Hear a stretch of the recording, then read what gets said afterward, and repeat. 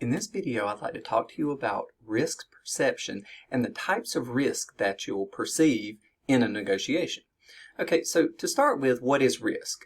Well, risk is the probability of an outcome, an undesirable outcome. Okay, now the perception of risk is different than actual risk itself. Risk is finite. Okay, there is a probability, a finite probability of something occurring. Okay, our perception of risk, however, changes based upon our belief about that probability. Okay, if we believe something is more likely to occur than it actually is, we perceive more risk than is actually there. If we believe there is less risk, we perceive less risk being there. Okay, and there's no real way to know the exact probability of something occurring, okay, in most scenarios. But with that being said, we can gauge our risk perception. And now our risk propensity is our ability to accept the level of risk that we perceive in the situation.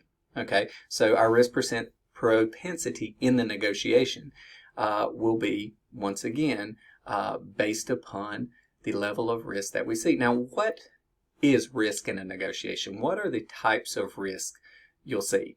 Okay, well, to start with, there's strategic risk. Risk that your strategy will fail, that you will not achieve what you hope to achieve in terms of the objectives that you seek through your strategy, right? That your tactics may not work, that the orientation you apply may not be well received, such that the objectives are not achieved. So once again, strategic risk, you do not achieve your strategic objectives. Next type of risk would be BATNA risk. Well, BATNA, if you're not familiar with the concept of BATNA, it's the best alternative to a negotiated agreement. It's your alternatives if the negotiation does not work out. Okay, so a BATNA risk is the risk associated with your alternatives not remaining the same or not materializing for you. Okay, so there's a risk that the negotiation at hand will not work out. You have an alternative to pursue. It is the risk associated with that alternative. Okay, and then there's contractual risk.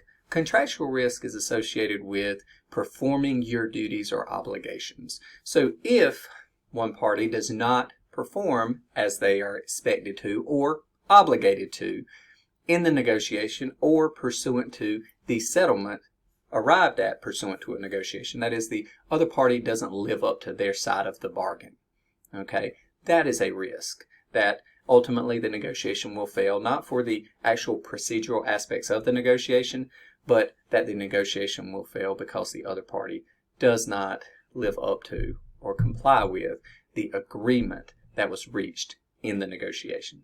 So this is why risk is relevant and how risk oftentimes arises, or the types of risk you will see in a negotiation.